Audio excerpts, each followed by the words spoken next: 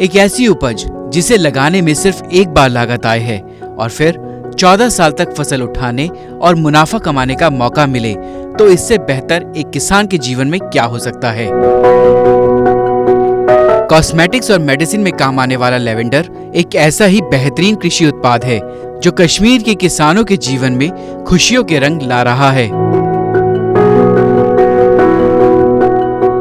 मेरे तो पिछले जो 2020 गुजरा है उसमें मेरे को करीबन 4 लाख का फ़ायदा आया, 4 लाख तेल निकला। उसमें तो लागत 50-60 हज़ार मेरे को आई, तो 3-3.25 लाख मेरा नफ़ा है।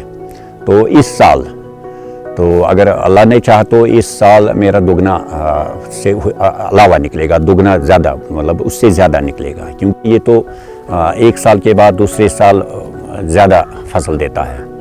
14 साल तक ये हमने लगाया है, इसको निकालना नहीं है ना, 14 साल तक ये ऐसा ही चलेगा।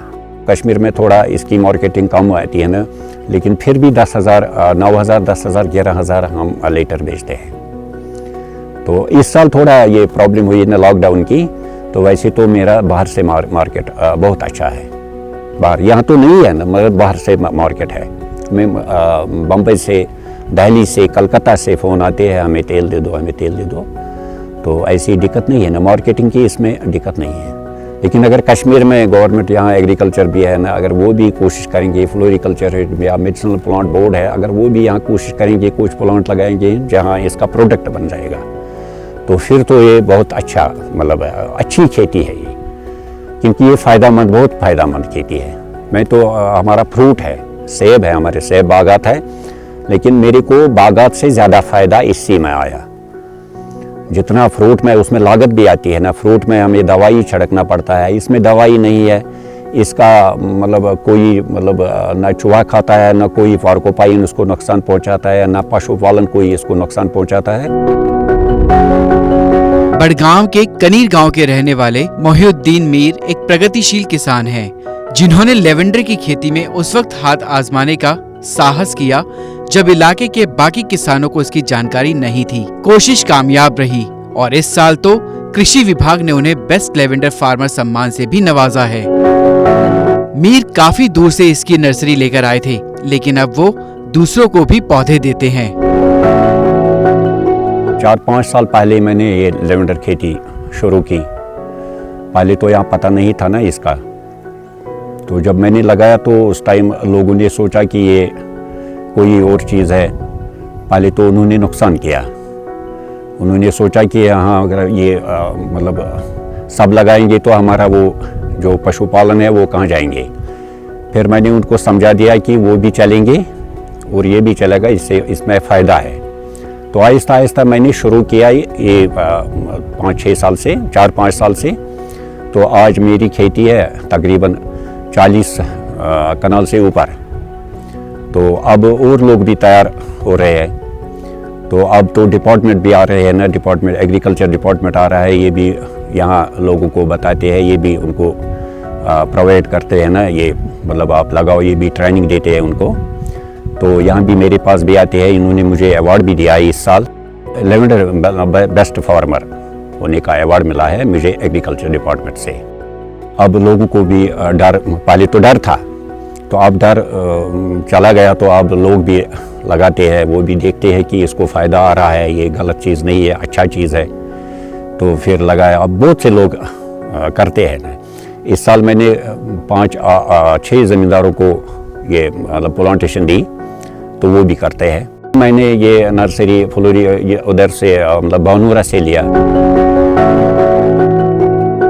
ये जो आप देख रहे हैं कि रस्सी लगाकर एक लाइन में लेवेंडर के पौधे लगाए जा रहे हैं, वो इसीलिए कि 2 लाइनों के बीच 4 फुट और 2 पौधों के बीच 2 फुट की दूरी रहे। और कब लगाना है, कब काटना है, ये तो उत्पादक किसानों की जुबान पर है। इसकी तो जो कटिंग इसकी होती है ना, वो तो हम लगाते हैं जो मतलब जनवरी फरवरी, मतलब फरवरी में, या हम लगाते हैं वो दिसंबर के महीने में। किसी जहाँ एग्रीकल्चर मतलब ये पानी हो, तो वहाँ हम इसको लगाते हैं, वहाँ बनते हैं प्लांट हमें। तो वहाँ से हम फिर ट्रांसपोर्ट इसमें करते हैं ना, मतलब खेत में लगाते हैं। तो ये भी लगाने का टाइम है इसका फरवरी, मार्च और अप्रैल भी चलता है ना, तो अप्रैल के बाद गर्मी चलती है ना, उस टाइम तो लगानी नहीं ठीक है। फिर हम लगाते हैं नवंबर दिसंबर में, तो इसके फ्लावर निकलते हैं जून में।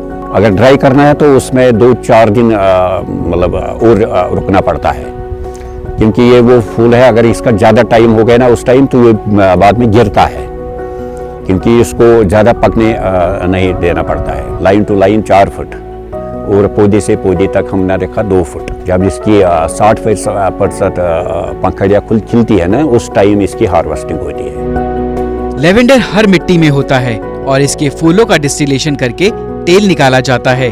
अब मीर तेल निकालने की खुद की मशीन लगाने की तैयारी में है। पौधा तैयार होने का अलग ज़मीन है तो, लेकिन ये हर ज़मीन में लगा सकते हैं, चाहे करेवा हो, चाहे पथरीली हो, रेत वाली ज़मीन हो, कोई भी ज़मीन हो, वो चाहे पहाड़ हो, पहाड़ पर भी लगता है। फसल तैयार होते हैं पहले तो हम ड्राई करते हैं, पहले सुखाते हैं छाया में, तो फिर उसका फूल हम बेच देते हैं, मतलब ड्राई फ्लावर। तो 1-2 साल से मैं डिस्टिलेशन करता हूँ, इसका तेल निकालता हूँ मैं। अब फसल ज़्यादा है, दूध लेने में इसका नुकसान होता है, अगर इसका मतलब ज़्यादा हीट होगी तो उसमें नुकसान आता है, तेल जलता है। तो इसलिए मैं इस साल कोशिश करता हूँ कि मैं यहीं मतलब अपनी खेत में ही मशीन लगाऊंगा तो और तेल निकालूंगा। कश्मीर कृषि विभाग भी लेवेंडर किसानों को समय समय पर मदद देता रहता है, ताकि प्रधानमंत्री नरेंद्र मोदी ने किसानों की आय दोगुनी करने का जो लक्ष्य तय किया है उसे जमीन पर उतारा जा सके। डिपार्टमेंट ऑफ एग्रीकल्चर जो हमारा है इस वक्त यूटी में, तो हम फॉलो कर रहे हैं एक स्लोगन का, डबल द फार्मर्स इनकम, जो प्राइम मिनिस्टर मोदी जी ने हमको एक स्लोगन दिया है कि बाय 2022 वी हैव टू, हमको फार्मर की जो आमदनी है उसको दुगना करना है। इस बारे में गवर्नमेंट ने, डिपार्टमेंट ने मुख्तलिफ स्कीम्स बनाई कि किस तरीके से हम अपने ज़मींदार भाई को, अपने फार्मर को इकोनॉमिक स्टेटस अप ले सकते हैं, ऊपर कर सकते हैं। तो इसी बारे में हमने जो इधर ट्रेडिशनल रिवायती जो फार्मिंग थी उसमें डिफरेंट स्टेप्स डिपार्टमेंट ने उठाए, जिसमें एक स्टेप था कि एक्सोटिक वेजिटेबल्स इधर लगाए गए। दूसरा स्टेप था कि सपोज जो रेनफेड एरियाज थे, जो अनइरिगेटेड एरियाज थे, उधर या इरिगेटेड दूसरे वाले भी एरियाज थे जहाँ वेजिटेबल्स नहीं लगा सकते, उधर स्वीट कॉर्न लगा दिया। और इसी के एक स्टेप में आ गए कि हमने जो रेनफेड एरियाज थे पर्टिकुलरली उनको बूस्ट करने के लिए, उनको उन जमींदारों को अपलिफ्ट करने के लिए हमारे डिपार्टमेंट ने लेवेंडर की कल्टीवेशन इंट्रोड्यूस कर दी। जस्ट 4 और 5 इयर्स बैक हमारे जमींदार भाई ने कुछ प्लॉट्स पे ये प्राइवेट सेक्टर में लग गया। प्राइवेट सेक्टर में आने के बाद, लेकिन आज की डेट में हमने इसको एरिया एक्सपेंशन में इंक्लूड कर दिया है, क्योंकि इसमें 2-3 चीजें बेनिफिट है। फर्स्ट ऑफ ऑल कि ये इरिगेशन का कोई मोहताज नहीं है। लेवेंडर हम इरिगेटेड, अनइरिगेटेड, हाई ऑल्टीट्यूड्स, लो ऑल्टीट्यूड्स कहीं पे भी लगा सकते हैं। दूसरा इसमें एक एडवांटेज है कि इसको ये टोटली ऑर्गेनिक एंड नेचुरल है। तीसरा इसमें एक चीज है कि प्लांटेशन एक बार करनी है, देन उसके बाद जो ये है एक श्रब बनता है। कॉस्ट ऑफ कल्टीवेशन जो है, जब लगाने की जो इसकी लागत जो है वो बहुत कम है। खाली आपको पौधा प्लांट करने के टाइम या नर्सरी के टाइम आपको लगाने की जरूरत है। उसके बाद तकरीबन मोर देन 10-14 इयर्स तक आपको कोई परेशानी नहीं है। आपको एक प्लांट 14 इयर्स तक खाली क्रॉप आपको लिफ्ट करना है। जो भी कॉस्मेटिक्स हैं, मेडिसिनल आइटम्स हैं, इसमें लेवेंडर के ऑयल का एक स्पेशल स्टेटस है। और लकीली जो हमारा है कश्मीर का है, और मैं आई एम प्राउड कि हमारा जो चाडरा एरिया है, it's purely temperate and clean atmosphere. जो हमारा इधर है क्लीन एटमॉस्फेयर एक एरिया है, तो उससे क्या होता है कि जो इसका ऑयल निकलता है, इसकी फ्रेगनेंस बहुत अच्छी होती है comparative to the rest of the lavender cultivation in rest of the parts. क्यों हमारे यहाँ का जो ऑयल है बहुत, इसमें फ्रेगनेंस बहुत अच्छी होती है, तो उससे कि जो भी कंपनीज हैं, जो भी इसको परचेजर्स हैं, बायर्स जो इसके होते हैं, वो इसको बहुत प्रेफर करते हैं।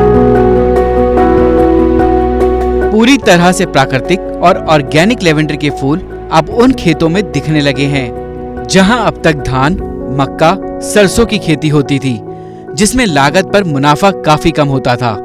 लेकिन अब ये तस्वीरें बदलती जा रही हैं और साथ ही किसानों का मुनाफा भी बढ़ता जा रहा है।